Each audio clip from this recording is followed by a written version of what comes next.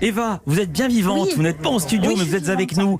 Et pour une bonne Exactement. raison, on vous retrouve en effet depuis la Croisette à Cannes, où se déroule la 3e édition de Cannes Série. D'abord, c'est quoi Cannes Série? C'est le festival de Cannes des séries. Oui, exactement. Alors sans tapis rouge, mais avec un tapis rose pour l'occurrence, tenu un peu moins guindé sur les marches, mais l'événement se veut toujours aussi festif, glamour et chic, et puis le reflet surtout des productions internationales en matière de séries. Alors d'ailleurs, comme au Festival de Cannes, les séries étrangères s'imposent dans la compétition. Il y en a 4 par exemple qui viennent de Scandinavie. Alors c'est un festival qui est ouvert au public, dans le respect évidemment des conditions sanitaires. Donc il a fallu s'organiser, et résultat est née une version hybride du festival avec l'événement sur place, entre projection et rencontre avec le public, vous entendez sans doute derrière moi, Ouais. et puis une plateforme numérique pour regarder les séries et assister à des masterclass, une plateforme qui sera ouverte jusqu'au 21 octobre. Côté compétition, les séries elles sont très diverses, comme le précise le directeur du festival, Alban Lévy. Je dirais que la tendance, c'est qu'il n'y a pas de tendance en termes de genre. La série est tellement créative en ce moment qu'il y a des innovations, il y a des tentatives dans tous les genres possibles. Et à Cannes Série, il y a une ouverture à toutes les possibilités. Donc dans la sélection, il y a à la fois de la comédie, des drames, beaucoup effectivement, des polars, mais aussi du fantastique, voire un thriller érotique. Donc il y a une multiplicité de genres et c'est ça qu'on veut représenter, montrer la créativité dans l'univers des séries. Et ça c'est quelque chose sur lequel Cannes Série est engagé, c'est la représentation des femmes.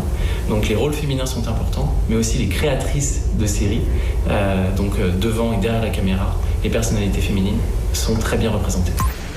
Alors, je n'ai pas vu le thriller érotique, je vous rassure tout de suite. Ça allait être notre question.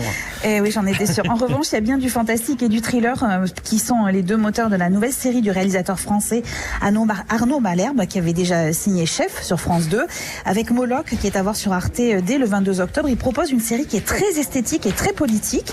On est dans une ville étrange et des gens prennent feu. Des scènes horribles de corps immolés et un psy et un journaliste enquêtent sur ces morts. Une série imaginée en 2014 qui a été écrite en 2015 dans le contexte des attentats, mais il y a une autre actualité qui a aussi marqué le réalisateur Arnaud Malherbe.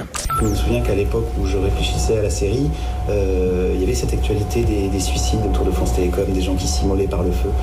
C'est d'ailleurs quelque chose qui est très rituel et qui revient beaucoup. Quand on est poussé au désespoir maximum, quel qu'il soit d'ailleurs, dans le monde et dans l'histoire, la chose la plus forte et la plus grande pour dire un dernier mot, en fait, c'est de partir en feu.